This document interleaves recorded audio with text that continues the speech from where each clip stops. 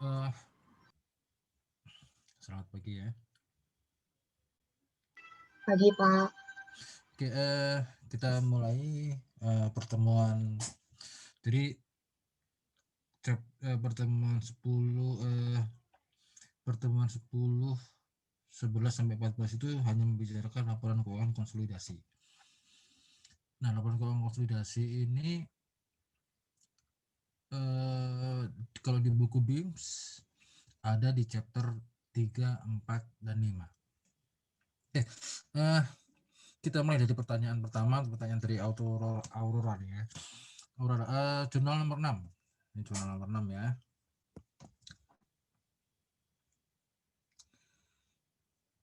Ke jurnal nomor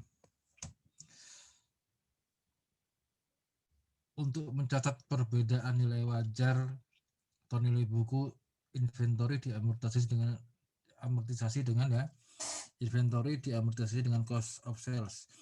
Ini ada cost of sales, ada cost of good sales, sama ya. Kalau kalian lebih akrab dengan COGS, gunakan COGS saja, nggak masalah. Kenapa bukan depreciation expense? Apakah hal ini karena inventory berkurang dengan COGS ya? Jadi gini, awal muasalnya kenapa ini enggak, ini kan saya tahu pertanyaannya kenapa nih, ini kan pertama awalnya dilakukan tadi istilahnya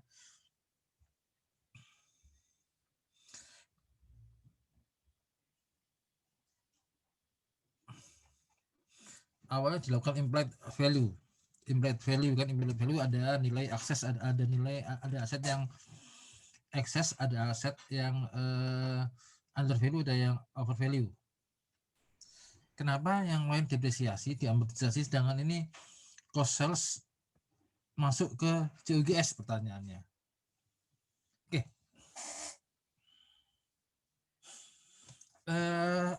Asal muasalnya kan dari, coba lihat keseluruhan ya, ini slide 21. Ini kita lihat keseluruhannya slide 14 sampai slide 21.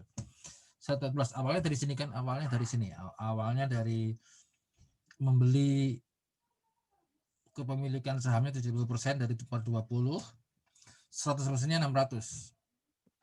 Book value-nya 400, eksesnya 200. Dialokasikan ke sekian aset. Ya. Ke aset, inventory, building, and sisanya ke goodwill. Kenapa yang goodwill masuk depresiasi, yang inventory masuk COGS? Oke, ingat apa definisi building, apa definisi inventory? Building itu adalah fixed asset, inventory current asset. Fixed asset itu umurnya adalah lebih dari 1 tahun, apalagi gedung biasanya didepresiasikan 10 sampai 20 tahun ya. Kalau current asset kan hanya untuk tahun berjalan, makanya langsung masuk ke, bukan depresiasi tapi langsung jangan dijual, karena dia inventory itu adalah karakternya current asset ya. Ini penjelasannya, karakter masing-masing aset. Ini kembali ke mata kuliah inventory intermediate. Anda harus ngerti benar ini. Oh, karakternya ini, apa karakternya ini, artinya kalau di intermediate itu kalian belajar tentang cara berpikir, mekanisme membuat laporan keuangan yang cepat, membuat mekanisme laporan keuangan. Jadi istilahnya sistem, Anda tahu sistemnya, sudah tahu mekanisme sistem dan sebagainya sudah tahu, termasuk karakternya ya. Jadi ini kenapa satunya depresiasi, satunya cost inventory, karena berkaitan dengan karakter asetnya. Inventory dianggap dijual di tahun yang bersangkutan. Coba contohnya ini. Yang tadinya 50 ya, 50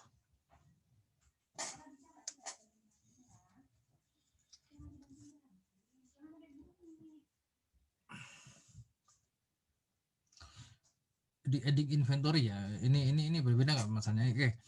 Contohnya ini current amortization 55, current amortization 55 ya. Oke, current emergency 55. Di sini memang ada, memang barangkali kalian confuse karena istilahnya current emergency sebetulnya maksudnya masuk CUGS. Nah, di sini diakuinya nanti ya, pasti dianggap habis di tahun yang berjalan. Oke, kita lanjutkan ke pertanyaan kedua dari Muhammad Arif. Oke, kita lihat ke slide ini, slide berapa ya? Saya lupa ini. Ini slide yang ini, slide ini.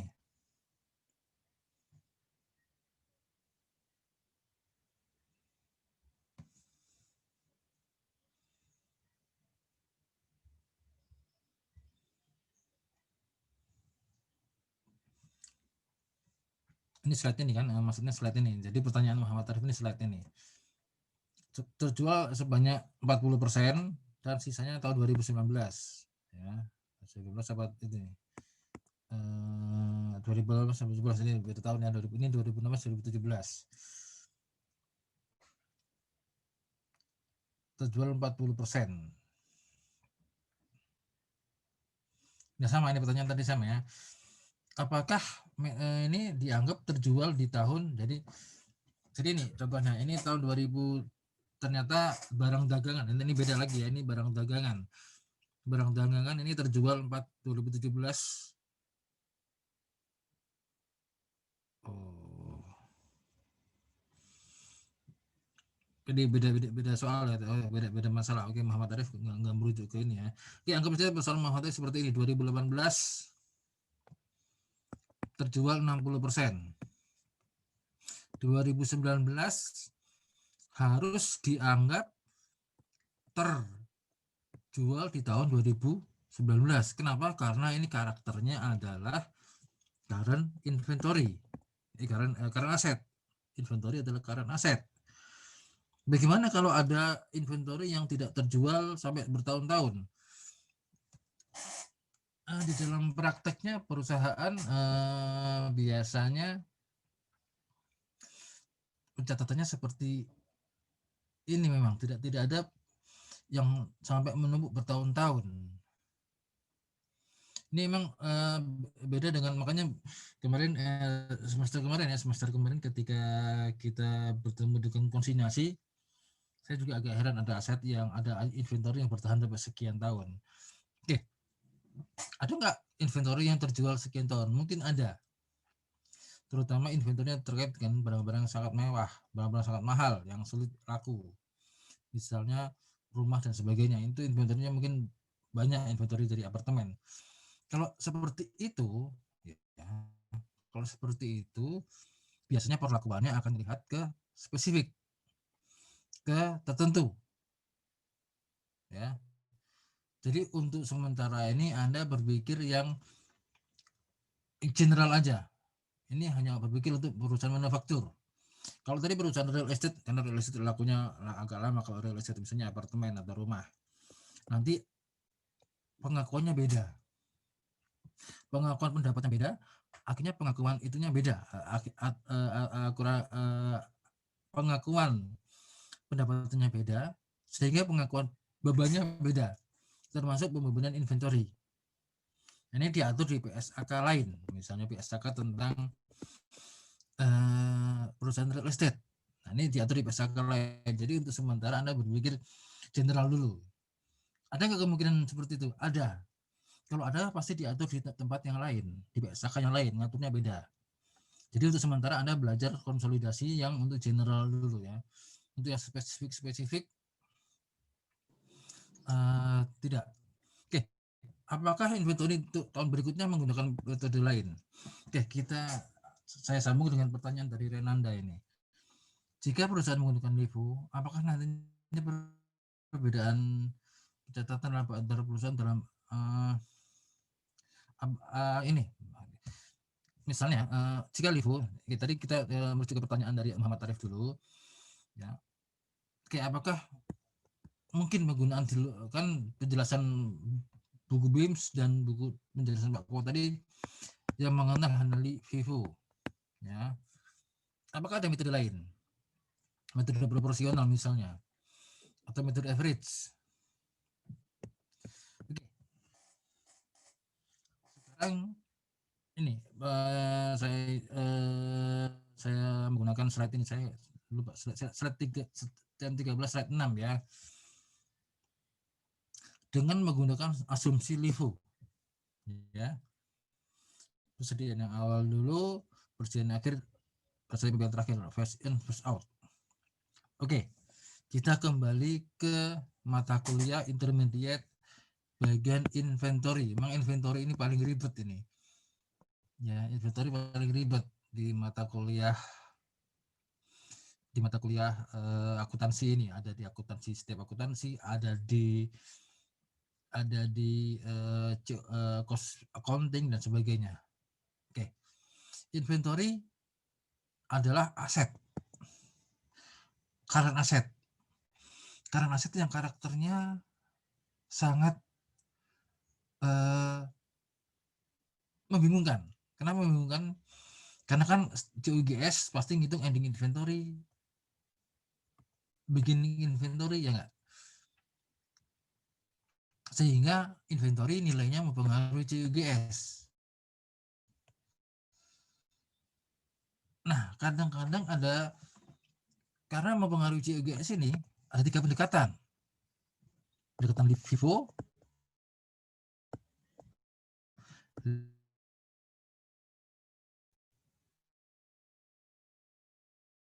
oke, ingat, ini gunanya hanya untuk menghitung valuation. Ini hanya valuation, menghitung besaran inventory. Karena hanya asumsi untuk menghitung valuation, makanya kalau merugikan, terutama dari sudut pajak ya, merugikan, maka tidak boleh diakui. Karena ini semuanya hanya asumsi.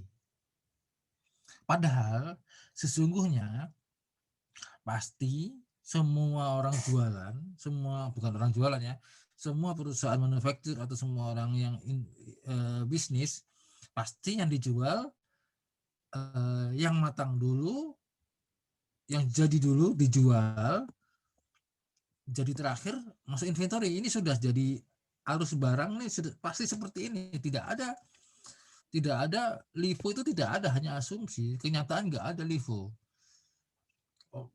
Jadi belakangan langsung dijual sehingga ini numpuk, itu hanya asumsi untuk valuation. Asumsi barang sendiri pasti ini nanti ada di ilmu bea cukai, pasti ada barang pertama, barang keluar ya. Ilmu bea cukai itu ilmu arus barang, ilmu supply chain, ilmu apa, pasti seperti ini. Jadi sebenarnya arus barang pasti seperti ini. Ini hanya valuation. Nah, pertanyaannya, bisa nggak menggunakan yang lain? Karena ini konsolidasi, ya, pakai asumsi FIFO aja sudah cukup membingungkan, apalagi penggunaan metode valuation yang lain. Lebih membingungkan lagi nanti. Lebih terjadi misleading. Ya, sehingga digunakan asumsi FIFO aja. Jangan pernah menggunakan asumsi yang lain, karena ini hanya asumsi. FIFO, weighted average, dan sebagainya itu FIFO. Hanya asumsi. Sama seperti depresiasi. Depresiasi kita pasti, depresiasi kita kembali ke ilmu intermediate ya. Aset, mesin. Belilah 1 miliar. Depresiasi. Depresiasi ini apa? Asumsi semua kan. Diasumsikan umur manfaatnya sekian sehingga bisa depreciation apa itu, double declining depreciation, sehingga depresinya 250. Sebenarnya tujuannya apa sih depresiasi sama mesin ini? Tujuannya untuk menggambarkan nilai aktiva, nilai market value-nya pada tahun yang bersangkutan. Misalnya tahun 2020 kemarin beli aset 1 miliar, depresiasi 250, harga 31 Desember 750. Benar kan harga segini? Nggak harus, kan asumsi semua. Ya, oke. Makanya itu akuntansi agak lemah. Kalau kalian tahu kelemahannya, akuntansi memiliki kelemahan. Tapi hanya itulah tools yang bisa digunakan. Hanya itulah alat orang berkomunikasi antara stakeholder, hanya akuntansi, ya, tidak bisa yang lainnya. Ya, oke, meskipun dengan segala kelemahannya, kita harus akui akuntansi yang memungkinkan terjadi komunikasi antara berbagai stakeholder, pemerintah, pemilik saham, karyawan, dan sebagainya. Oke, kita lanjutkan pertanyaan berikutnya. Pertanyaan dari Dinda Hesti. Mungkin nggak perusahaan melakukan penjualan upstream dan downstream sekaligus dalam satu periode? Mungkin, ya, sangat mungkin. Oke.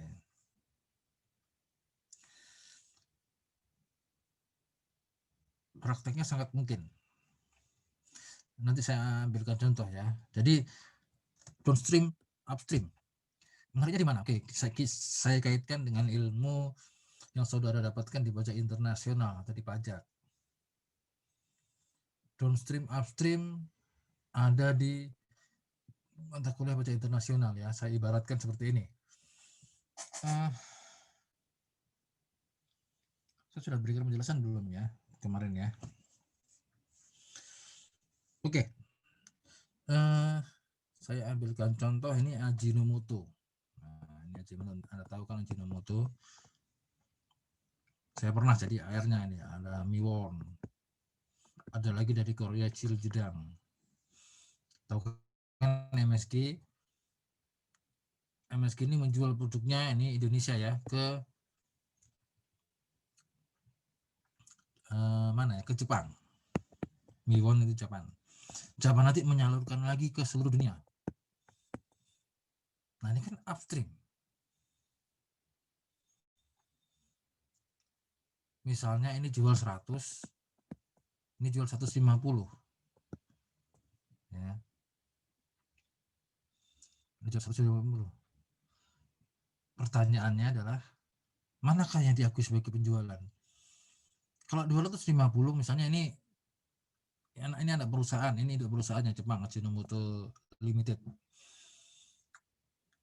Jepang ini mau mengakui 250 karena ini harus diakui, ini diakui. Sehingga ketika intercompany transaction dihapuskan. Nah, 150. Oke. Dari sini Anda tahu bahwa transfer pricing itu hal yang lumrah. Lazim sekali di dunia perdagangan. Tapi bagi-bagi dong antara Jepang sama Indonesia. 150 ini Indonesia kebagian berapa? Apakah 100? Jadi istilahnya Indonesia kebagian 100, Jepang kebagian 50. Apakah seperti ini? Nah, ini namanya pajak internasional itu. Nah, kalau ada sudah pajak internasional, dasarnya ya ilmu laporan keuangan konsolidasi ini. Karena benar nggak 100 Indonesia kebagian 100? Jangan-jangan 100 nanti bebannya expense-nya 90. Jepang expense-nya 10 sehingga tidak dapat 490, Indonesia dapat 10. Apakah ini salah? Belum tentu, jangan-jangan fungsi paling banyak dilakukan oleh Jepang. Lihat dan VAR kan, ingat VAR, function asset and risk. Nah, jadi intinya bagi-bagi bebannya berapa. Jadi kalau Anda tertarik dengan pajak internasional, ya ini anti kuncinya dari laporan akuntansinya. Ya, oke, ini saya ingin menjelaskan bahwa lumrah terjadi transfer pricing itu lumrah. Transfer pricing itu boleh,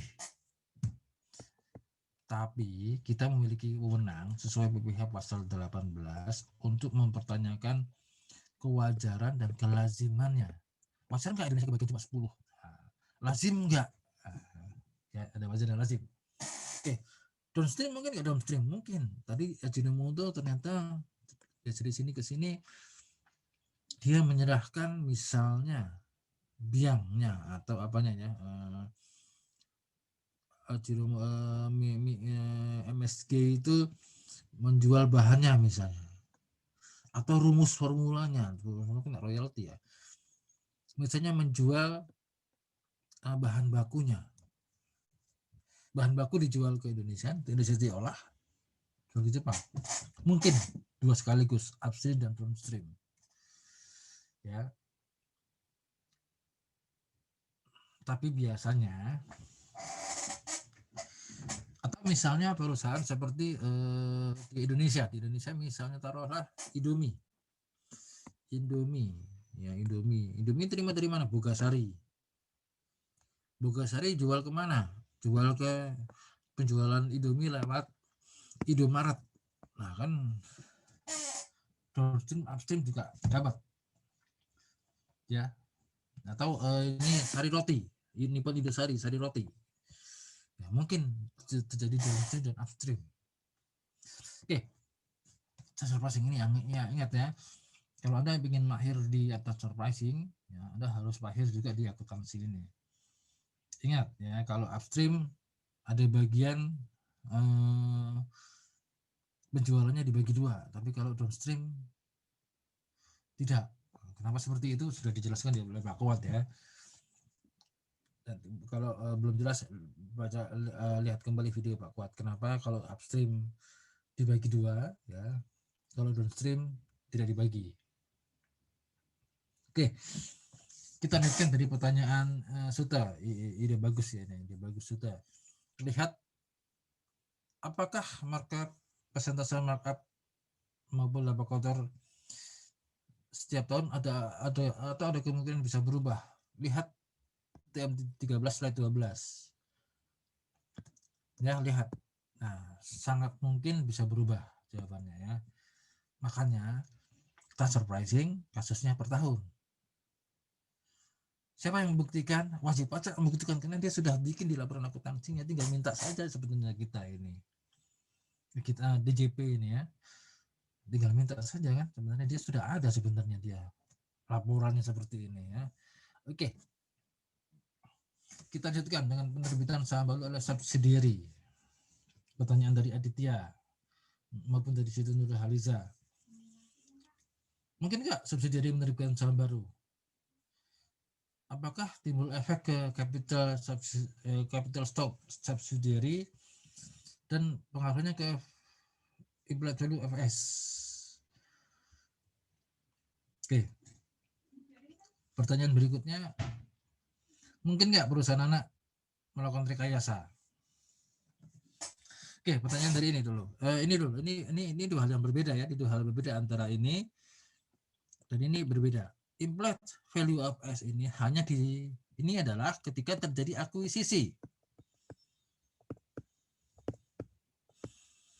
Jadi bedakan antara saat terjadi akuisisi, jadi laporan keuangan konsolidasi selalu pertama saat akuisisi. Ini selalu terjadi. Akuisisi berapa untuk menghitung ini? Untuk menghitung implied value. Kemudian saat akhir tahun ini untuk melakukan laporan keuangan konsolidasi ya, jadi ini terpisah akhir tahun terjadi laporan keuangan untuk melakukan laporan keuangan konsolidasi. Apa sih laporan keuangan konsolidasi itu? Kita lihat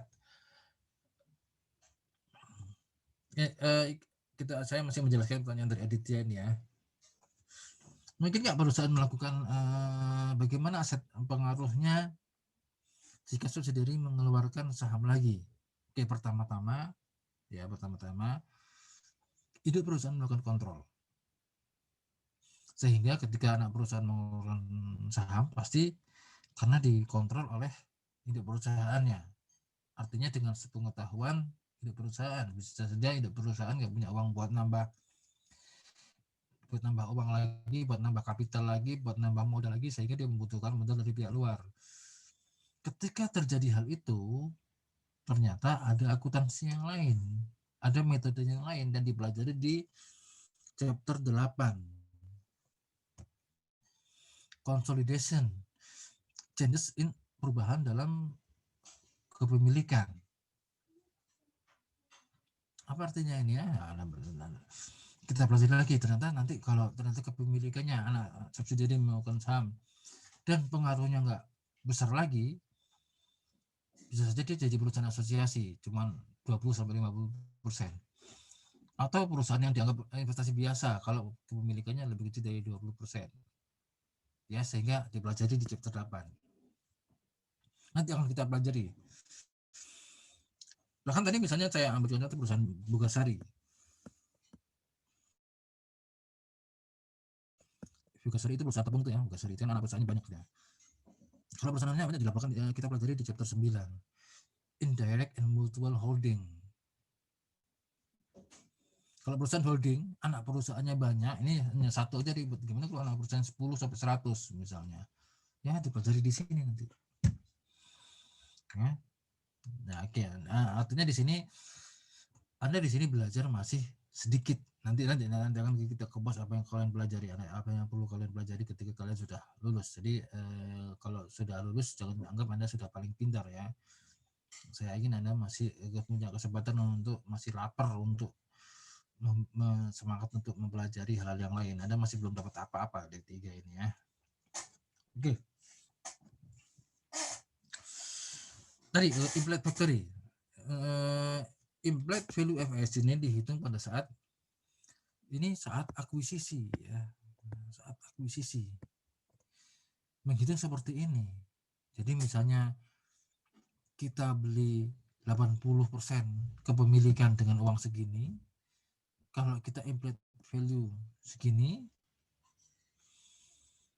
nggak ada berubah. Jadi saat ketika terjadi melakukan saham lagi pasti terpisah, jadi tidak ada hubungannya. Jadi ini saat akuisisi. After sudah nggak terpisah lagi sesudahnya ya. Oke, kita lanjutkan dengan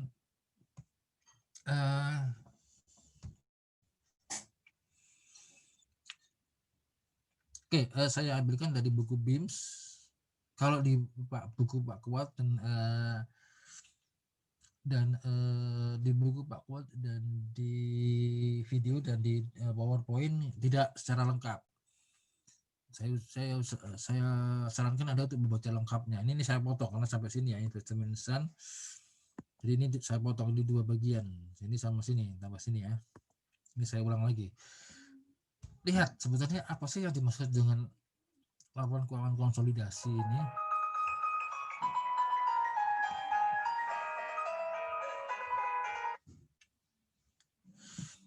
Sebenarnya apa sih dimaksud laporan keuangan konsolidasi ini?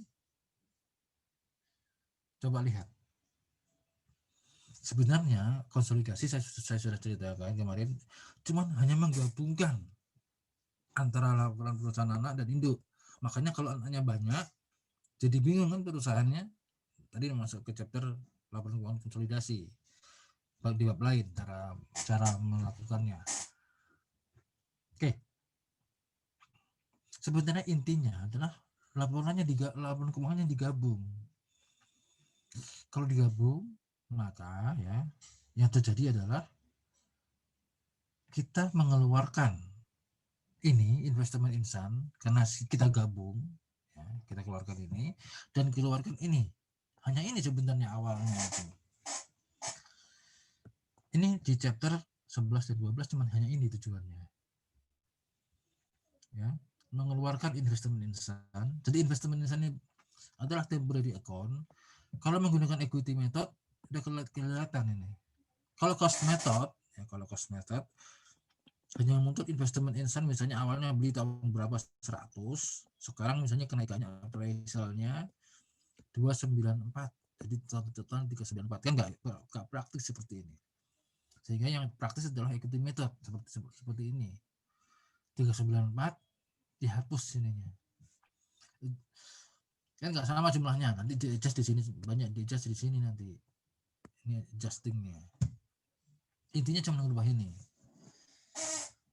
Di pertemuan 14 dan 15 ya, di pertemuan 14 dan 15, 13 dan 14, permasalahan menjadi kompleks ketika terjadi intercompany sales, intercompany transaction. Nah, jadi setelah ini 11-12 ini, 13-14 ini sebenarnya intinya. Coba ingat kembali belajar home branch ya.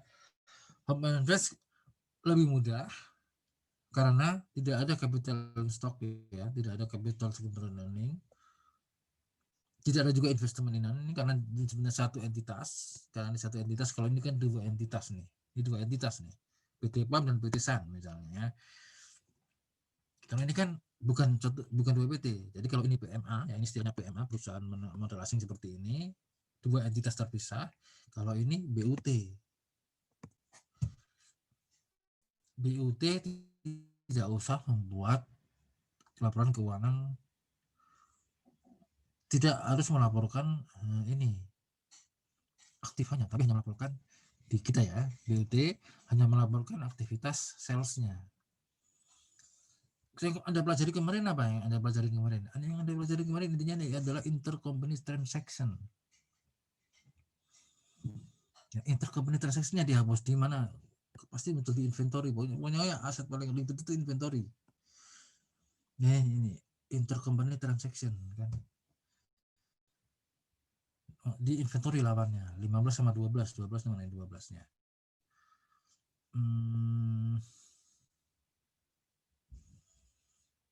B 6 ya, shipment ya. B di B shipment ya. Bedanya di situ kan, hanya di inventory. Kalau di laporan keuangan konsolidasi, pertama Anda menghapuskan ini ya. Kedua, melakukan intercompany transaction. Bedanya apa? Lihat di slide. Dihapuskan intercompany transaction-nya. Nah, ini 15. Dihapus 15-nya di sini.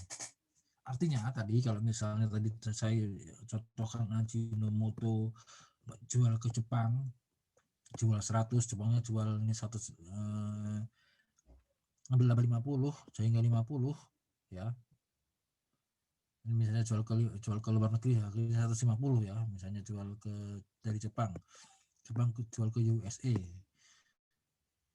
Dari 100 menjadi 150 di sini, bukan 250 yang dilaporkan oleh Jepang, tapi hanya 150. Ini yang terjadi. Jadi intercompany transaction lebih complicated di sini karena harus mengeluarkan semua transaksi, mengeliminasikan transaksi antar perusahaan. Oke. Tadi kembali ke sini ya. Ini akuntansi lokal tidak ada karena memang soal itu tidak ada, bukannya tidak ada. Biasanya kalau akuntansi lokal ini berkaitan dengan dividen payable, hutang antar anak perusahaan. Oke. Sekarang saya ingin melihat, oke.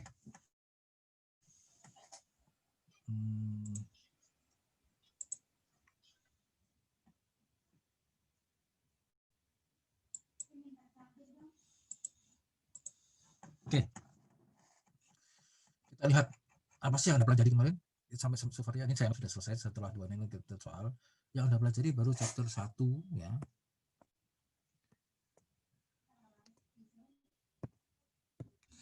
Chapter 1, chapter 2, chapter 3, chapter 4, dan chapter 5. Ditambah sebelum UTS Anda kita sudah belajar 16, 17. Ada berapa chapter di sini? Ada kurang lebih 23 chapter. Jadi baru berapa? 7/23.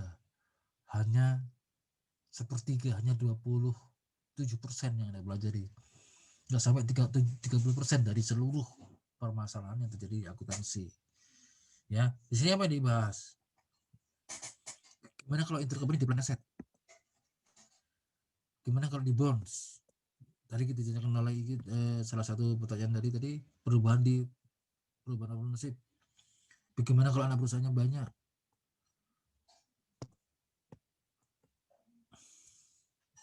Bagaimana kalau subsidiary? Bagaimana kalau push down accounting? Bagaimana kalau derivatif di foreign transaksi? Ya, ini cukup. Nah, ini saya ingatkan ke kalian bahwa yang kalian pelajari hanya 30% dari keseluruhan problem. Bahkan mungkin dari seluruh PSAK Anda hanya pelajari sedikit. Karena di PSAK itu ya, PSAK itu isinya, oh ini nggak bisa ditulis ya. PSAK itu isinya adalah pendekatan ya, pendekatan per industri jangan-jangan. Atau pendekatan ke revenue recognition untuk penjualan yang lain. Yang karakternya nggak general, karakternya spesifik. Artinya apa di sini yang ingin saya sampaikan? Anda jangan menghafal. Ya. Anda jangan menghafal, tapi Anda tahu konsep awalnya. Karena kalau menghafal, selesai kerjanya. Kalian nggak akan mampu pelajari ini semua. Saya yang penting ya, akuntansi ini adalah Anda mengetahui konsepnya secara keseluruhan. Oke. Sekarang kita kembali ke ini ya, kembali ke ini. Oke. Saya harus share belum ini? Saya share ke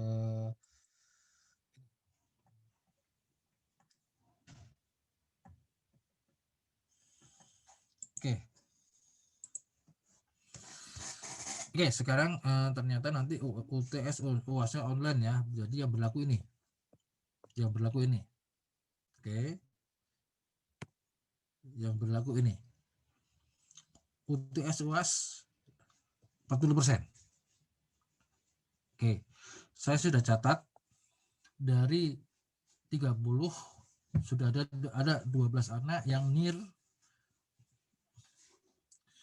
nilainya hampir 80 ke atas. 79 sama 78 saya anggap 80. Ya. Oke. Saya nggak peduli nilainya lainnya. Bagi Anda kalau Anda melewati UTS dengan UAS dengan sangat bagus, ya, saya berikan nilai A. Kalau Anda nilainya bisa tinggi lagi.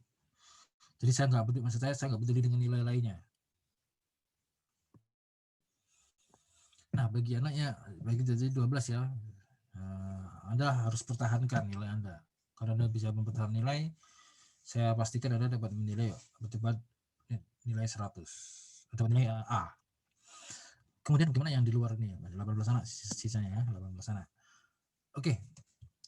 Proporsinya seperti ini. Proporsi seperti ini.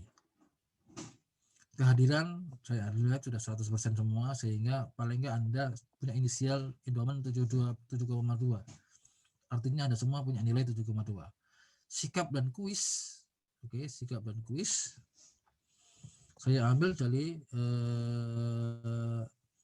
sikap, saya ambil dari aktivitas pertanyaan, maupun kalau kuis saya agak jarang kuis ya.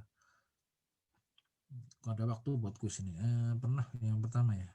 Saya pernah ngadain kuis gak kemarin sebelum UTS kemarin.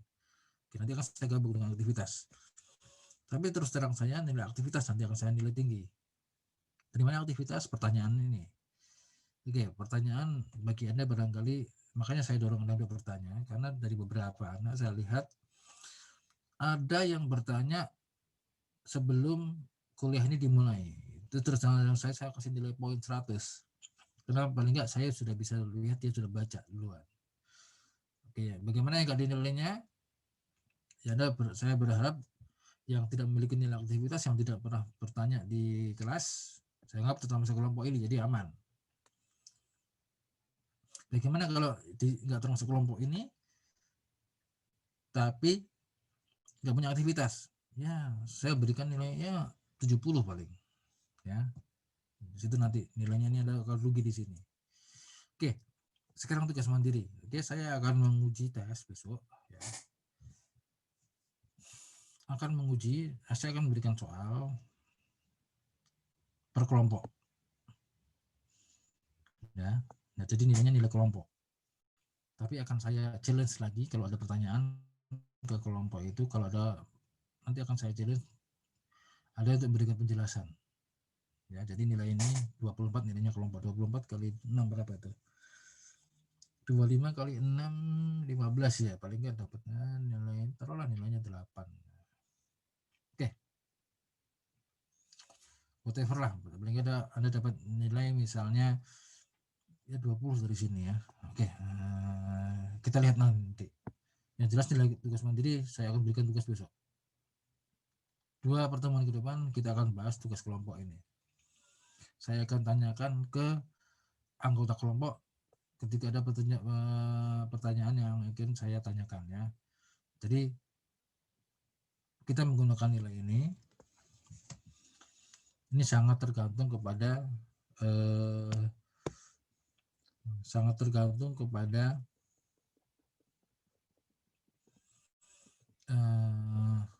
oke.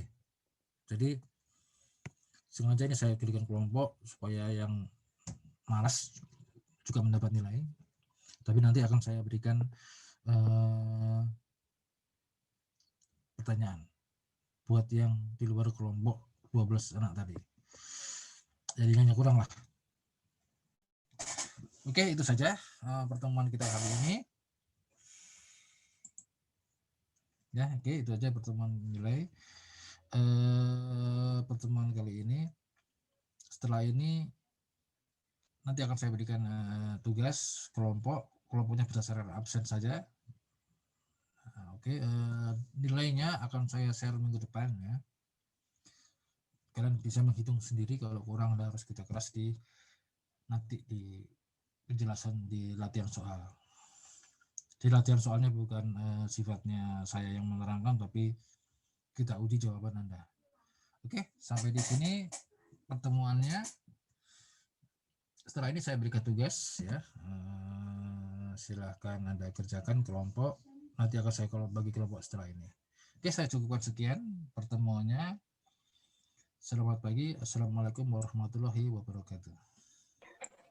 Selamat pagi Pak. Waalaikumsalam warahmatullahi wabarakatuh. Terima kasih Pak.